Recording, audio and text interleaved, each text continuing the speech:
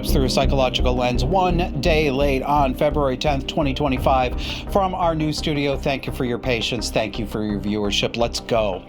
After the win, the whining. The American left is really going through it right now. Have you noticed?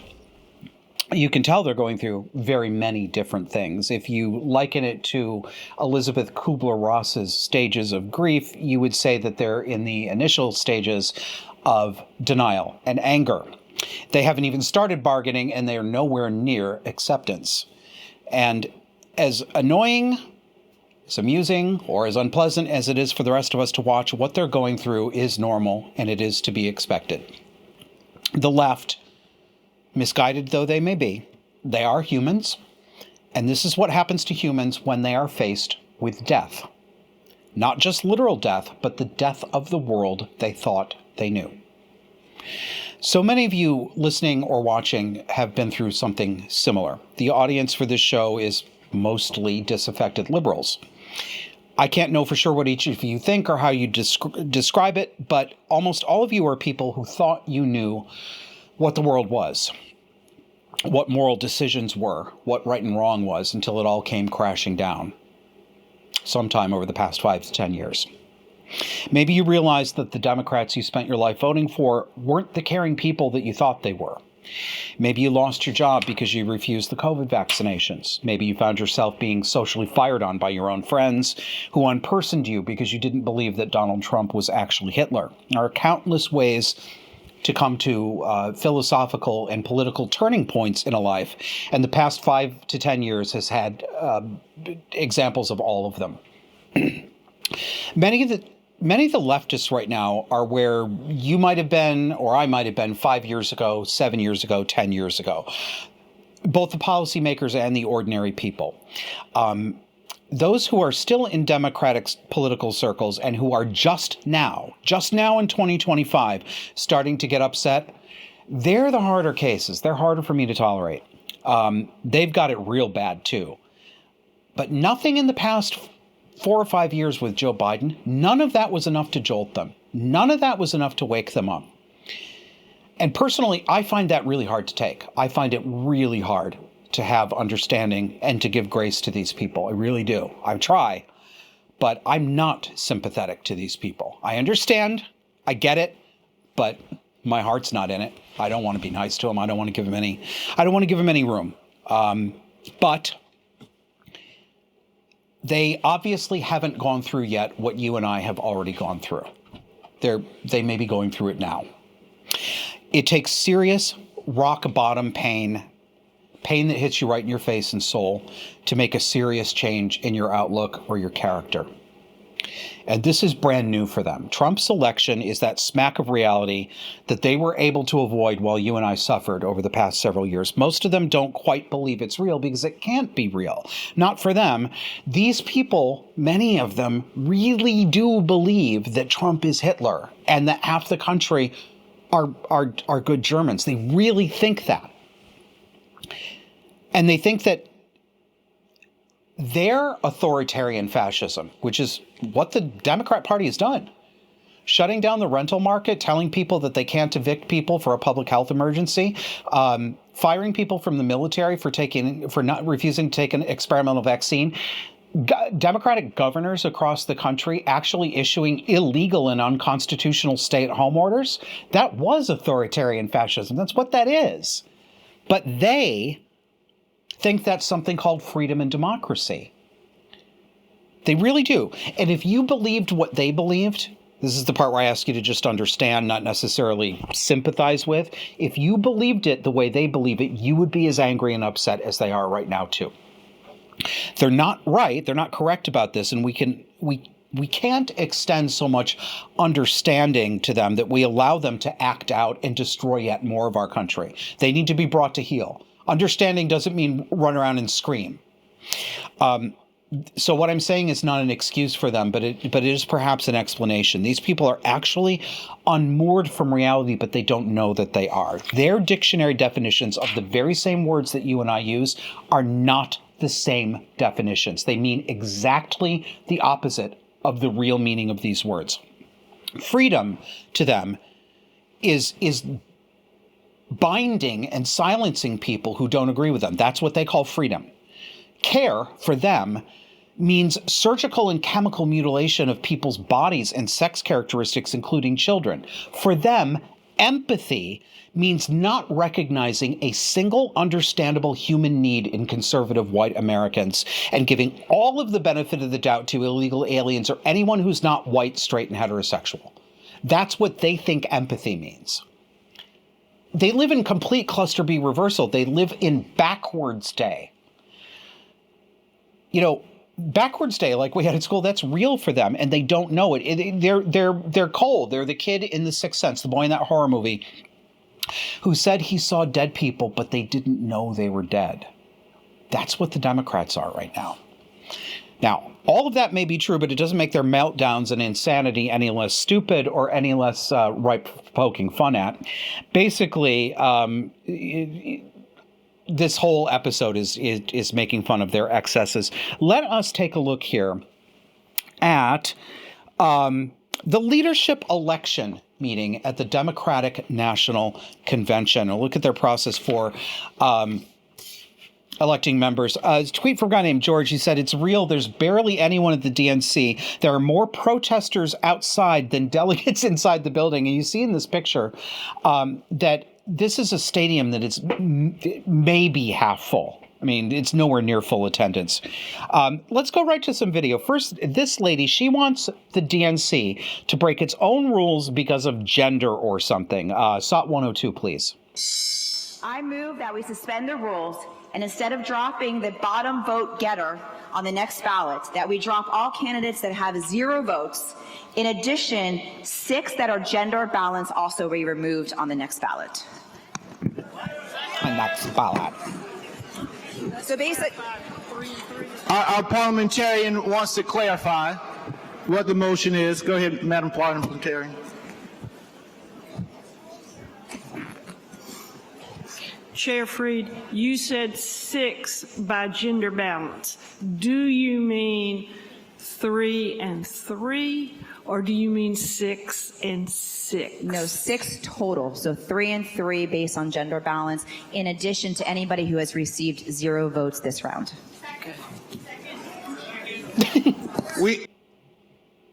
Okay. 6 that are gender balanced. What does that mean? No one knows. You're going to see how they don't know what they mean. These are their rules, so they don't know what they mean. Let's see if we can find out. Let's roll SOT 103. We're finding out ways to expedite this. Because of our gender balance provisions on this next ballot, you will be able to vote for 2 candidates of any gender on the next ballot. Why are they screaming and clapping? So on this next ballot, you will be able to vote for 2 candidates of any gender on the next ballot. If 2 candidates receive, I'm going to turn to Helen to clarify this last part. I'm out. You are in this next ballot where you have 2 votes. As the chair has said, you may vote for 2 males, 2 females, 2 of any gender, okay? Nope, you can't do that because we've got to balance. You could vote for 1 of any gender, okay? Or no, non-binary gender, excuse me. It is late, okay? No. The problem isn't that it's late. The problem is that none of this makes any fucking sense. She doesn't know. I still don't know. You don't know. They don't know. Can you vote for men? Can you vote for women? No, you can't do that. You have to vote for non-binary gender, which doesn't exist. Wait, you just said of any... any gender doesn't mean men, right? You see, right? Apparently, what I can piece together, the slate is supposed to have 3 men and 3 women. I don't know why we're allowed to recognize the reality of sex in this context, but apparently we are. And 2, quote, candidates of any gender. So candidates of any gender are not men and are not women. It looks like it means that those other 2 candidates have to be non-binary, but that's not real because non-binary is just lesbians and people with personality disorders. Here's their next attempt to find out what their rules mean. SOT 104, please. It's even on gender right now. It's evenly split. Yes. So. I'm so sorry. Hi, Brad Tommy, former parliamentarian for the city of Utah. I do have a question, parliamentary inquiry, for the chair, if she would.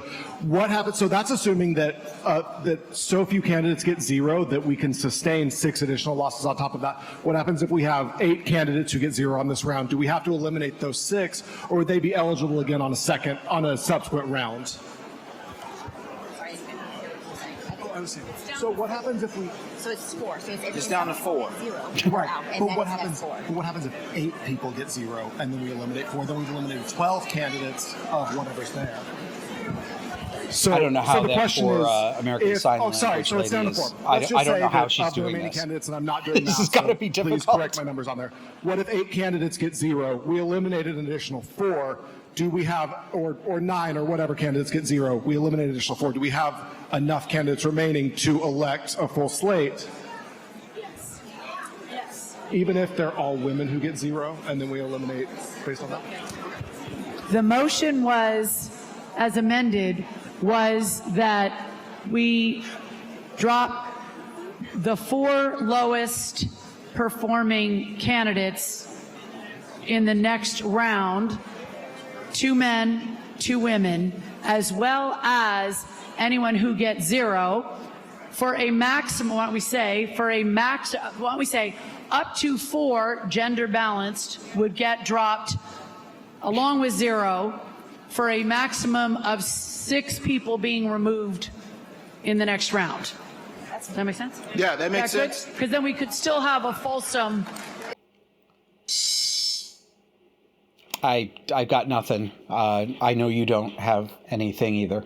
Now that we've covered gender, it's time to give race its due, or to be more specific, it's time to give black women their due. First up is a woman named Marilyn Davis. And let's just roll right into her. 105, please. Let's not forget that Black, and especially Black women, have always been the backbone of our party. We show up for our communities, our party in every election. Yet time and time again, we are overlooked when it comes to the top leadership positions in our party. And now, all 4 of the most powerful positions of the party at the DNC are poised to belong to people of non-color. Can you imagine that? All these things going to people of non-color. Child. This is so brazen. I mean, I'm so tired of this. It's like, what do you call it? It's like they're all acting like they're actors and actresses in one of those endless movies about slavery where, you know, you've got fields of cotton and sepia tones and some old black woman who's like, oh, Lawsy, I've been out in the field picking cotton all day. I'm going to go home and ask Jesus to take this load from my shoulder. I mean, good God almighty. People of non-color, she means white people. All these positions went to white people. The amount of racism you can get away with if you direct it to white people in this country is absolutely astounding. Now, the next montage is even more brazenly narcissistic. What you're going to see, that's what it means when we talk about communal and race narcissism, thinking that you are superior, inherently superior, and not bound by any rules of civility or actual equality simply because you're a member of a sacred caste or what the U.S. calls protected classes. This is SOT 106, Kevin. Hello, Democrats. Hey, I am speaking, and I would love your attention. There is a black woman at this podium, and I deserve your attention like the 11 people who went before me. Yes, I am speaking. Good evening, Democrats. Look up here. 3 strong black women standing before you. 3 black women who, rather than just grabbing a chair, ran for chair. Te quiero mucho, papa. Gracias por todo. My name is Artie Blanco, Freddie Blanco's daughter. Vote for me for vice chair. Look at this room, y'all. Truly take it in. This is the Democratic Party. We are our strongest when we stand together. We are in a time in this country when our democracy and our rights are under attack. We're at a time where black and brown people, women, and other minorities are being blamed for everything that's wrong with this country. So let's fight together for a stronger and more inclusive Democratic Party. Good afternoon, DNC! Yeah. Let me say something.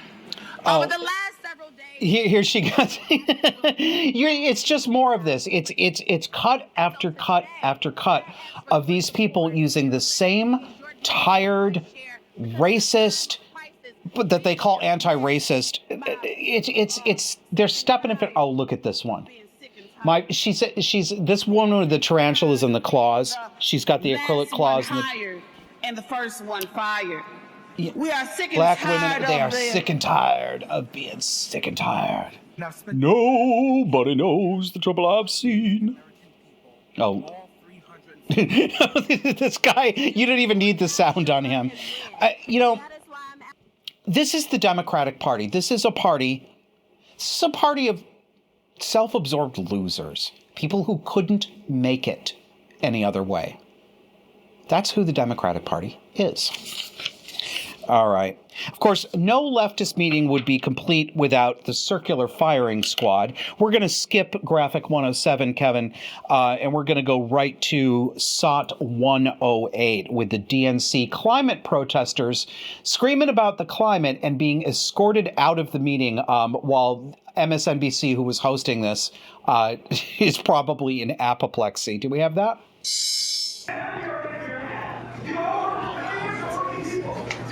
I can't really hear what they're saying, and I know you guys listening can't hear it either, but they're screeching about stuff, and then the people are all sitting up there, and the security is escorting them out. I was looking for Greta. I don't think she showed up. Yeah, we don't need to listen to the rest of it because you can't really hear what they're saying. Somebody told me that one of those people who was being removed said, "Peace out, bitches," but I didn't hear that. That would have at least made it entertaining.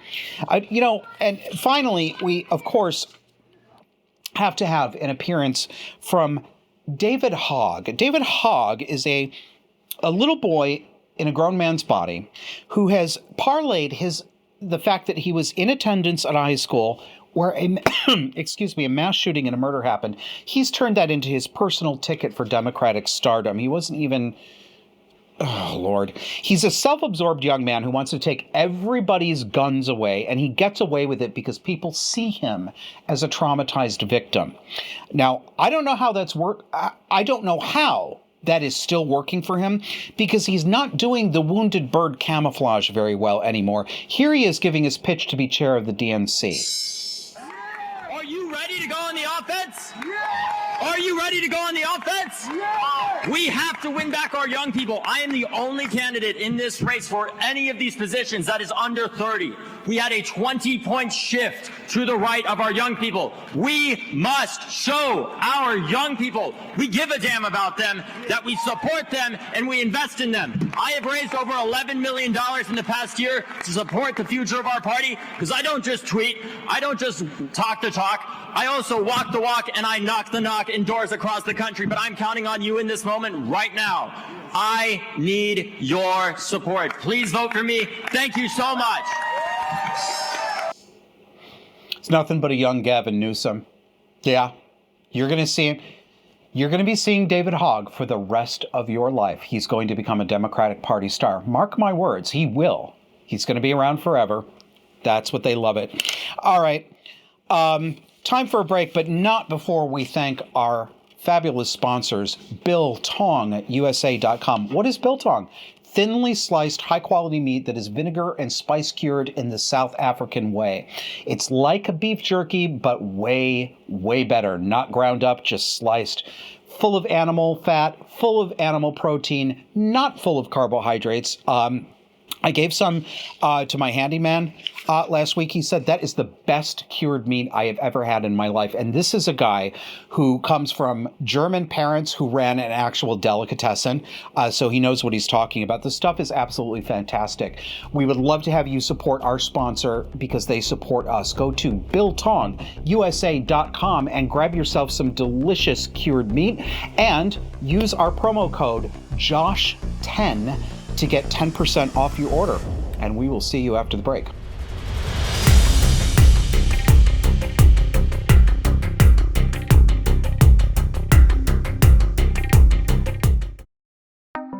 Disaffected is now streaming on X.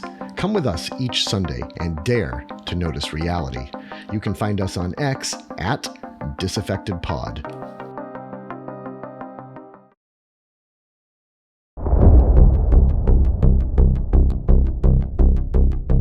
The amount of work the Trump administration has accomplished in just a few weeks is pretty astonishing.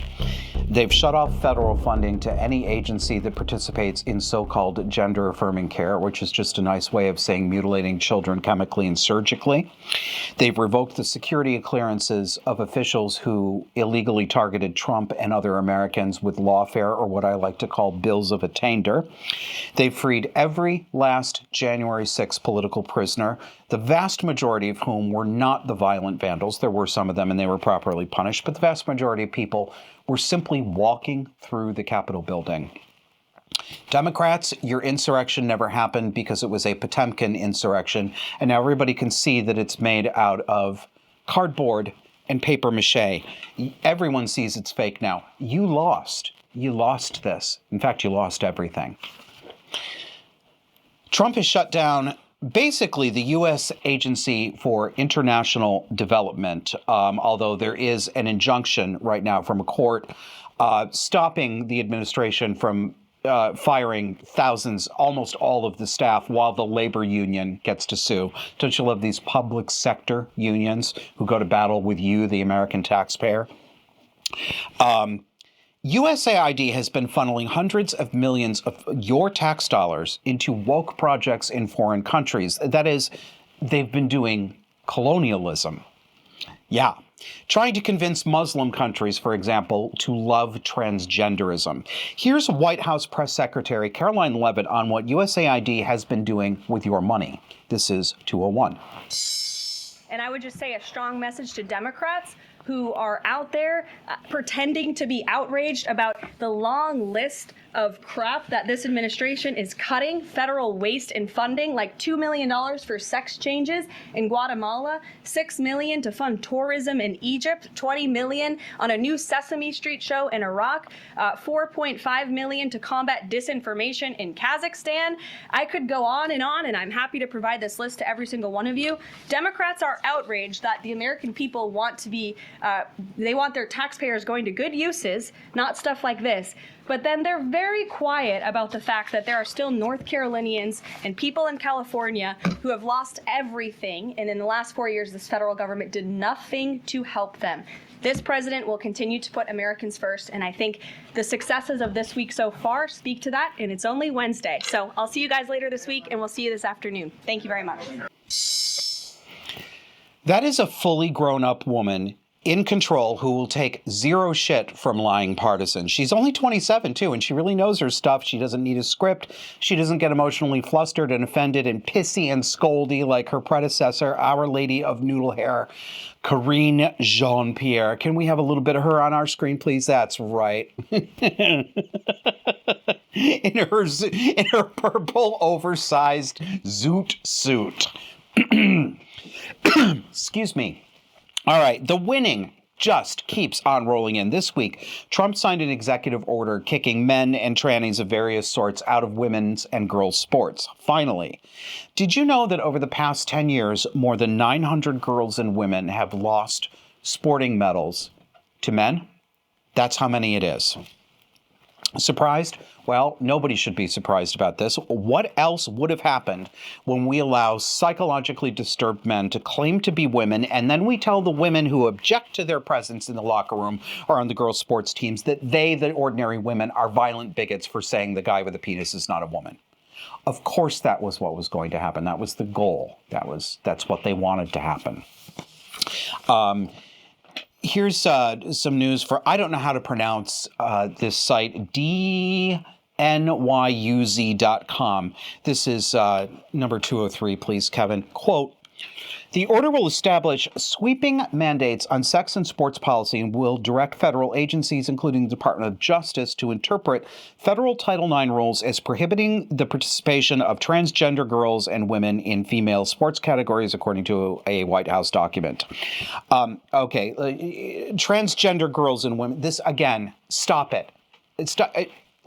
Media, stop it, but especially center or right-leaning media, stop this. They're not transgender girls. They're not transgender women. They're men. That's over now. That's over. We're not playing pretend anymore. Next one. The order, titled Keeping Men Out of Women's Sports, sources said will mandate immediate enforcement, including against schools and athletic associations that, quote, deny women single-sex sports and single-sex locker rooms. According to the document, will direct state attorneys general to identify best practices for enforcing the mandate. Well, best practices is get the fuck out, or we cut your funding. There's no better or worse. That's the only practice. You know what's refreshing? The candor and truth of this executive order's title. Keeping men out of women's sports. No euphemisms. No reversal of meaning. No putting smiley faces on something that's actually an assault on citizens' rights. It's glorious. You know, people have been, I think I heard Megyn Kelly say this the other day on her show, it's been like Christmas every day since Trump took the oath of office. I'll read you a little bit more from the story. We want to take actions to affirmatively protect women's sports, Deputy Assistant to the President, Mary Mailman, told ABC News, who said that the executive order is designed to further overturn Biden-era policies that required schools and athletic organizations to treat gender identity and sex as equivalent. She noted the court ruling determined such requirements were not necessary, and the president's executive order will explicitly ban them. But of course, the usual suspects who've been riding the fake oppression gravy train are big mad. These lefties have nothing in their arsenal but lying and guilt tripping. They only know how to dishonestly appeal to your sympathy by making it seem like normal, reasonable, fair-minded people normal, reasonable things and actions are, quote, doing harm to vulnerable people. Except all the allegedly vulnerable people are actually perpetrators and harm doers. Funny that. Let's see. Oh, yes. Yeah. They, of course, got a quote from the left from a lawyer with, I think she's a lawyer, the Human Rights Campaign president. Kelly Robinson said Trump's executive order will lead to increased discrimination and harassment. Now, Miss Robinson looks exactly like you suspect she would look. Can you put her up there? There we go. What was that? Do you remember that band? She looks like that guy from that band In Living Color. They had like one hit in 1990 or 1991 with her leather jacket and her big old dreads. Quote, this order could expose young people to harassment and discrimination, emboldening people to question the gender of kids who don't fit a narrow view of how they're supposed to dress and look. Participating in sports is about learning the values of teamwork, dedication, and perseverance, and for so many students, sports are about finding somewhere to belong. We should want that for all our kids, not partisan policies that make life harder for them. Kelly Robinson. Trans participation in sports. They love to phrase it this way. You know, you're not letting trans people play in sports, so it's not fair. No, we're just not letting men compete in women's sports. Not trans people. There's no such thing as trans people. Again, there's no such thing as trans. Trans isn't real. It's not a real state of being. It's not even a stable category that you can use to refer to people with. Here is Trump signing that executive order. It's got real grandfather energy. This is 207, please, Kevin. Watch what I do, and then I'm going to give you some pens, okay? You ready? What a nice picture this is, huh, Governor? You ready? We'll do a good job. Wait, let me press that. I want to make this a really good signature because this is, this is a big one, right? Trump and his markers. Oh, I think we have a 10. We have a 10. God bless you, Mr. President.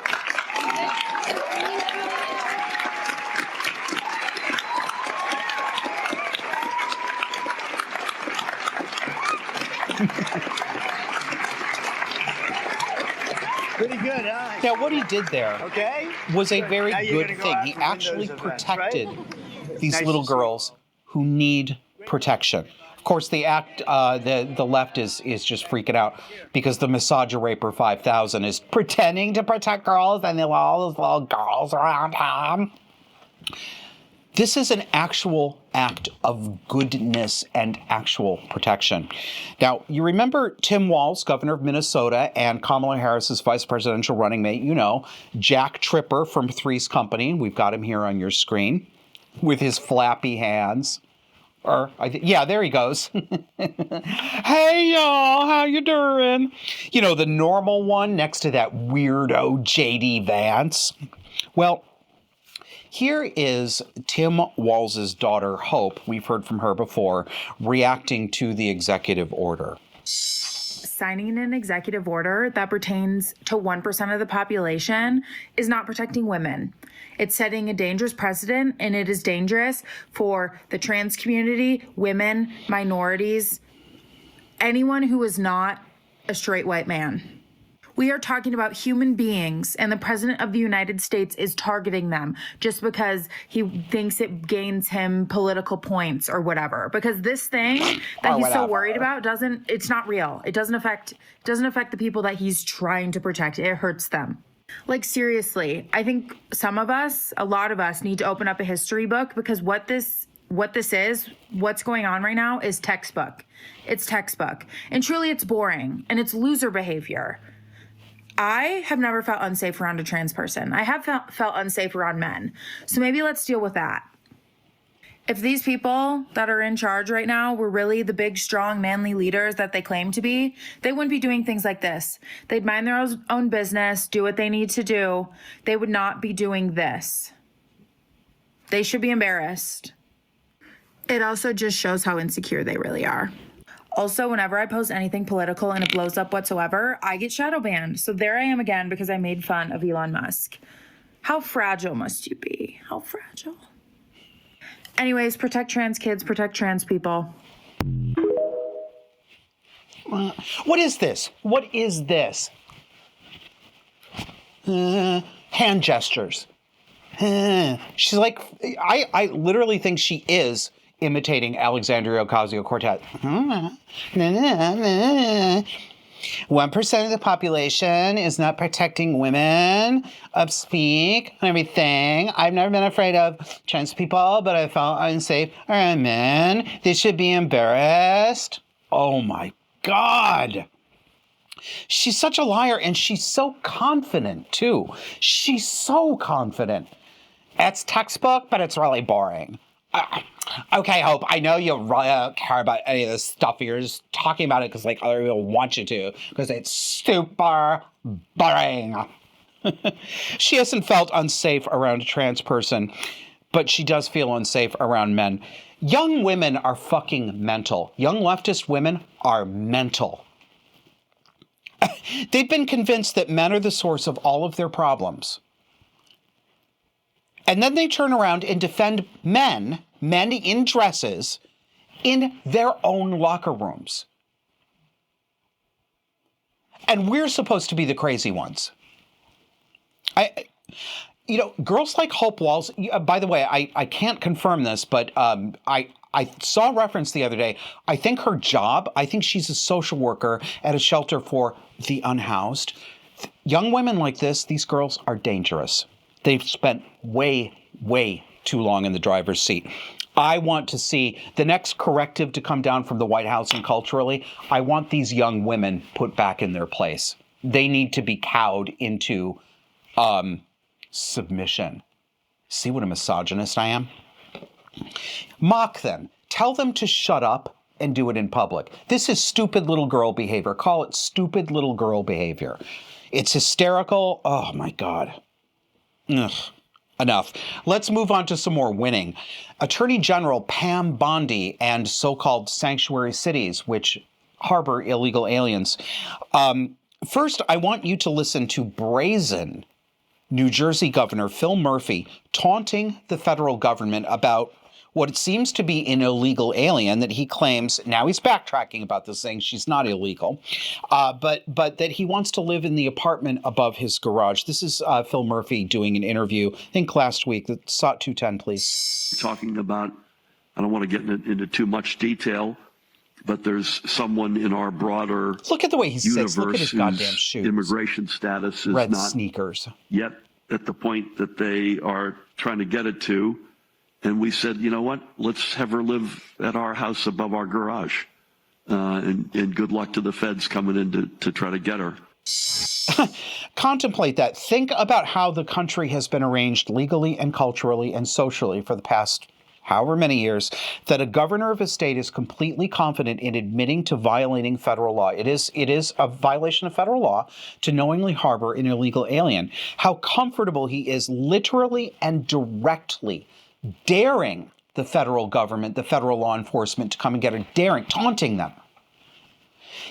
He's fucking with the wrong administration. Tom Homan is in charge of border security, and he's the guy who's been telling all of these aghast network news anchors that, yes, they are going to be seeing military planes doing deportations every single day for as long as it takes. Here's what he had to say about Governor Murphy's remarks. 211, please. It's not a game. I want to put it out to whether it's Governor Phil Murphy or the rest of the people that who want to game this. It's not a joke. This is serious business, and they need to stop, or we won't prosecute him through the Department of Justice. What Phil Murphy says, when he goes out there and does this, plays this game, if the governor can do it, he sends a message to the whole world, they can do it too.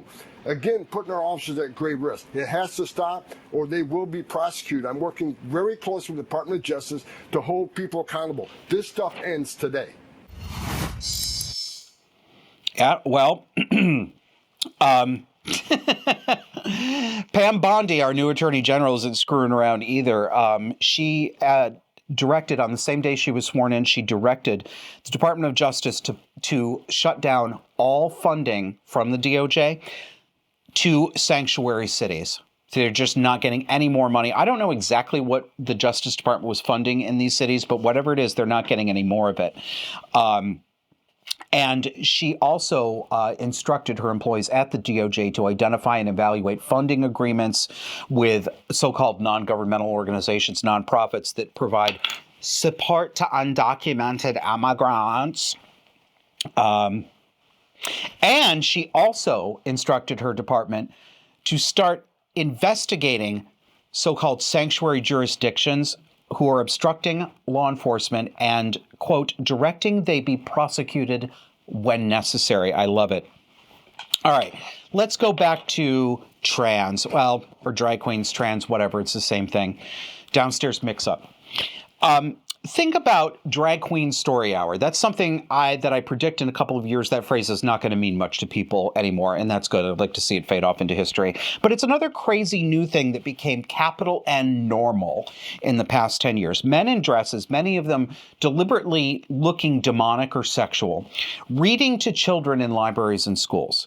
15 years ago, you would have called anyone who claimed that could happen absolutely crazy. They would never do that. Then 10 years ago, it just became normal. And anyone who didn't like it was a bigot. Kids need trannies or they'll never learn to read. Get your children hooked on trannies and hooked on falsies today. You can get them from the nonprofit Drag Story Hour, which, here's a picture of it. It says Inspire Authenticity with a big drag queen on the front. And, oh, Kevin, show the next picture, please, because it's really wholesome. This demonic-looking he-banshee showing a book to children with tarantula eyelashes. Of course, this isn't just story time. Drag performances, live shows for kids have been de rigueur for the past 6 years, including in the most storied cultural institutions in the country, including the Kennedy Center in New York City. Well, not anymore. This is what Trump had to say about it. At my direction, we are going to make the Kennedy Center in Washington, D.C. great again. I've decided to immediately terminate multiple individuals from the Board of Trustees, including the chairman, who do not share our vision for a golden age in arts and culture. We will soon announce a new board with an amazing chairman, Donald J. Trump. He does have an ego. Just last year, the Kennedy Center featured drag shows specifically targeting our youth. This will stop. The Kennedy Center is an American jewel and must reflect the brightest stars on its stage from all across the nation. For the Kennedy Center, the best is yet to come. All right. Come back after the break to watch Maxine Waters nearly lose her wig behind this uncooperative white man who stood in her way. But before you go, I want to remind you that I am available to talk to you if you need an hour to speak to someone relatively sane, for values of sane that include me. Go to joshuaslocum.net. I offer video or phone calls for an hour, coaching, consulting on issues of cluster B in your family, narcissistic behavior patterns in your life or in your work that are tripping you up.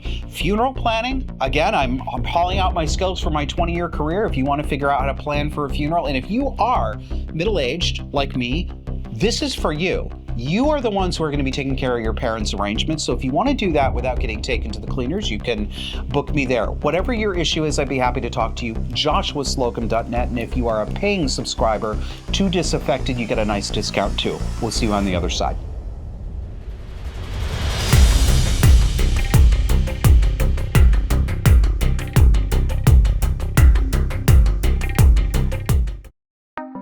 Disaffected is now streaming on X. Come with us each Sunday and dare to notice reality. You can find us on X at DisaffectedPod.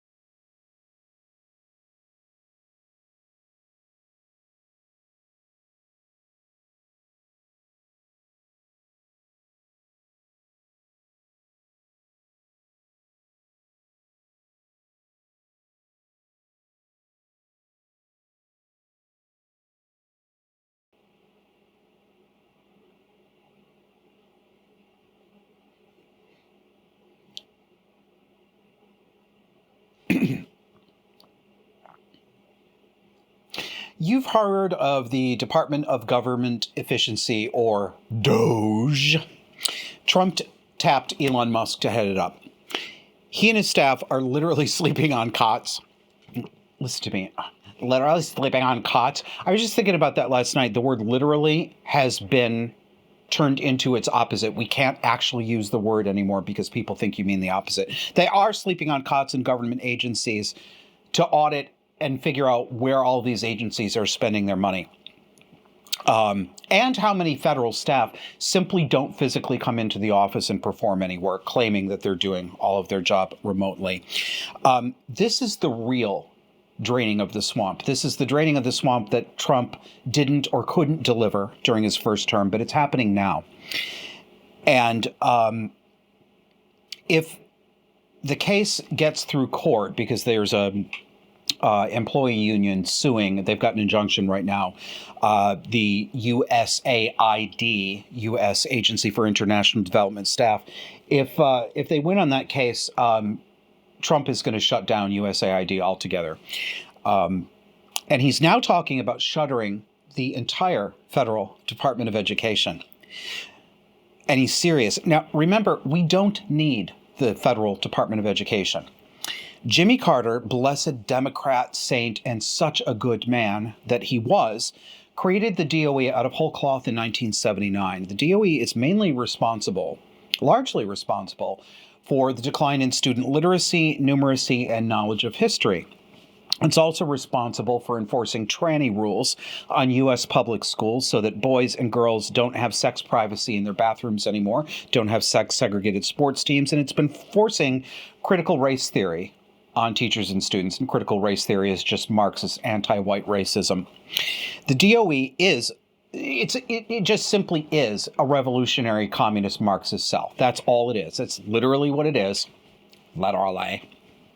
Even if it weren't, it still has no business existing. States and towns can better educate children than Washington technocrats.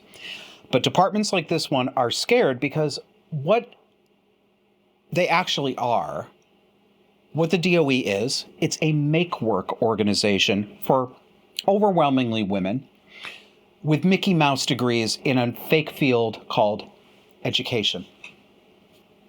Yes, I'm saying there's no such thing as a legitimate degree in a field called education. Education is not a real field. Have you met any of these people who have a doctorate in education? Meet them and then tell me what you think. Doge is now at the Department of Education building in D.C. going through the records, and they've posted a security guard at the front door. They're not letting people in to come screw with them. Nobody gets in, and that makes the Democrats really, really mad, especially California Representative Democrat Maxine Waters, who I swear to God is just Eveline from The Wiz. Check out how she abuses this white man who's been posted at the door to keep them out. You can roll this out, Kevin, and I'll just let you know when we need to cut, please. Do they know that we're here? Max, ask the question again. That's important. Those of you on audio, this is one man, he's a white man about my age, standing posted at the door. He is surrounded at this front door by a mob of Democrats. They're all lecturing him, trying to get him to show his ID. We're trying to save your It's a non-responsive. Show them your ID. Were you told to stand here, or did you decide to stand here and block members of Congress from entering the Department of Education? To federal buildings. members of Congress. We're allowed in there. So a private security contractor Do you know is who members of Congress blocking are? members of We're Congress. all members of Congress. Maybe he doesn't understand. A private security contractor is making the decision to block members of Congress from a public access entrance.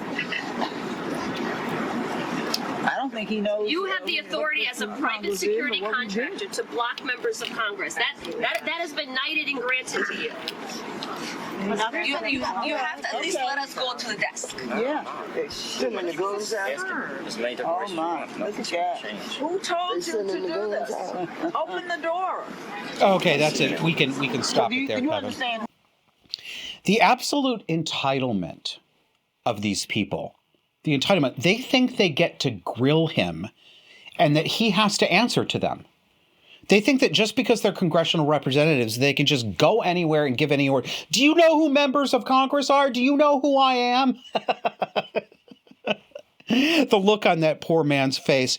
Can we get up to, let's roll the clip. I want to hear a little more, please, Kevin. Members of Congress are. I got it, yeah. And you don't care. Who are we then? I got the job. Who are we then? We're not dangerous people. We're not, I don't know, we're members security. There are no thieves and thugs out here. We're members of Congress. We're parents. We're teachers.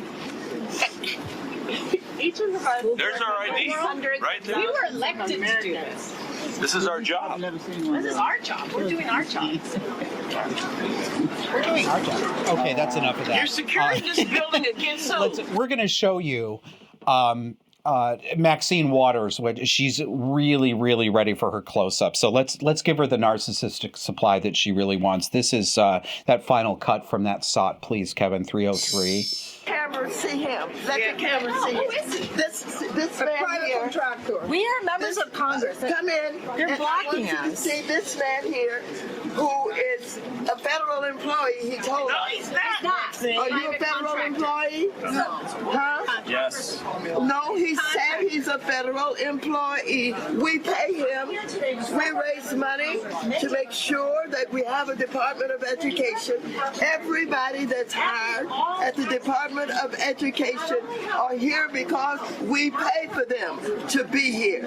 He's standing here today, blocking the door, and he can't give us a good reason why he's blocking this door. Make sure they see right here, all access entrance. Well, I think it should be clear to parents in the United States, if you want to advocate on behalf of your children, you are not allowed to come into this building. building where you pay taxes, parents who have children who are disabled, access is being blocked. You voted for members of Congress to advocate on behalf of your children with disabilities, for young women who have been victims of sexual assault in our classrooms, on our school grounds.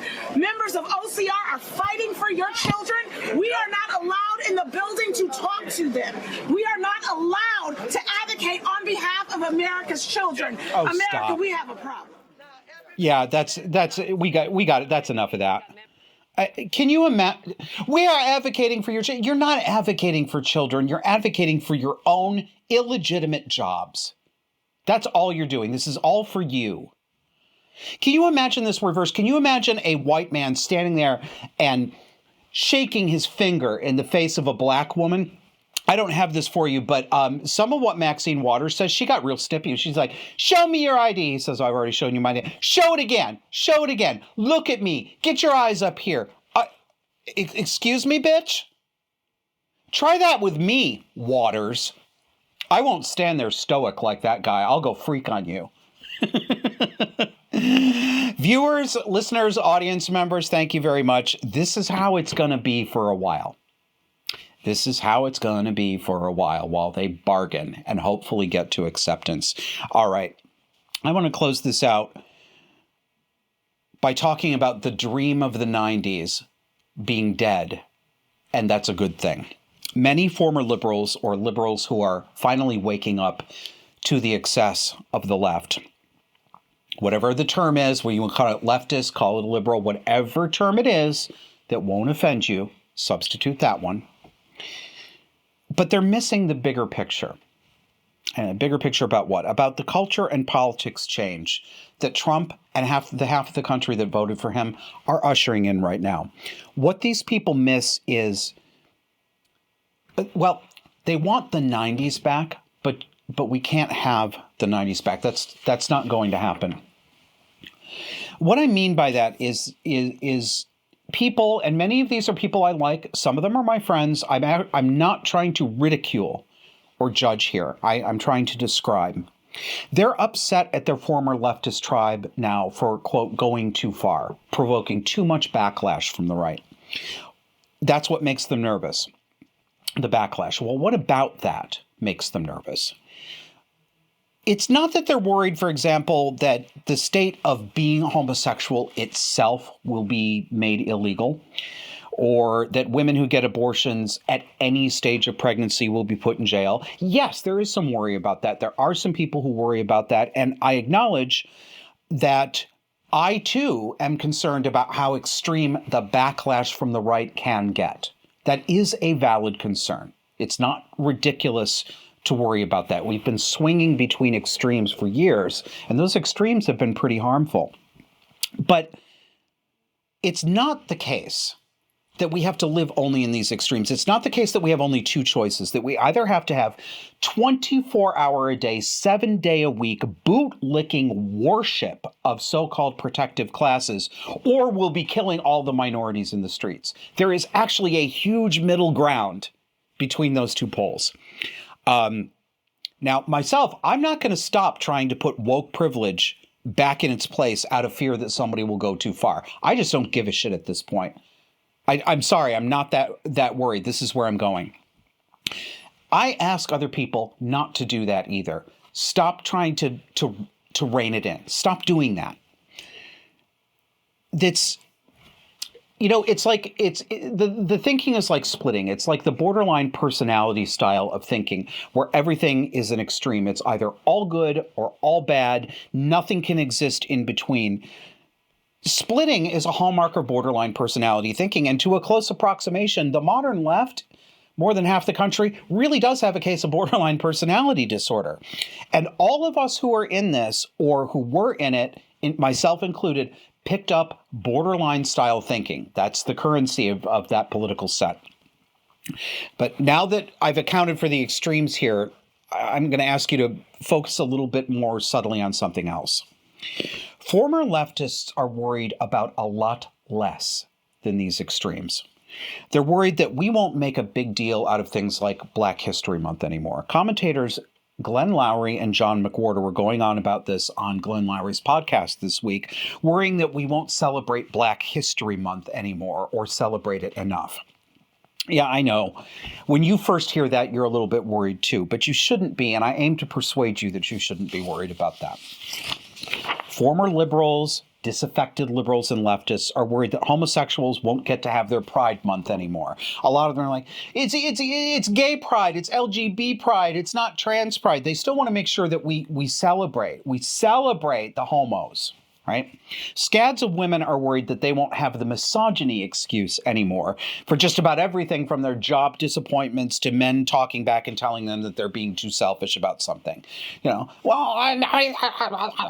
Well, if this describes you, if you have any of these worries, then I ask you to please consider this very seriously.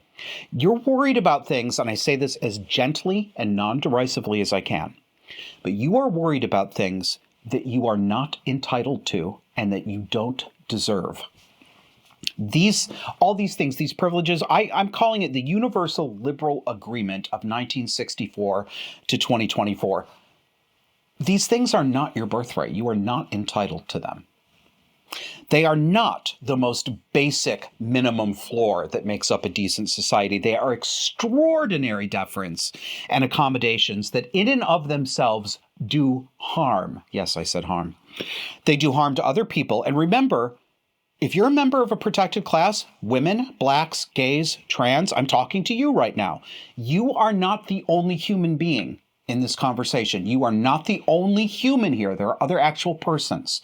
Even if they're not in protected classes, they too have legitimate interests that need servicing. You are not the only one who has interests.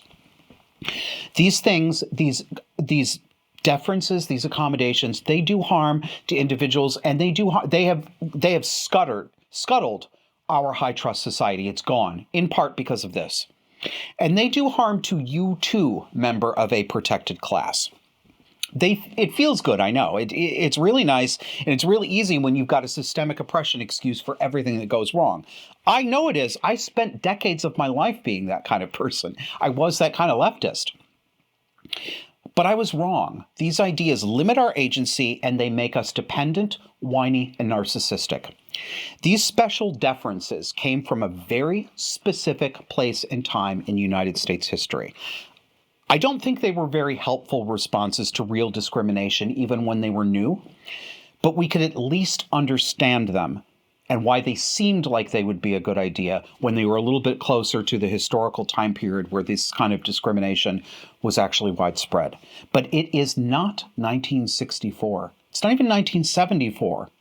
It is 2025.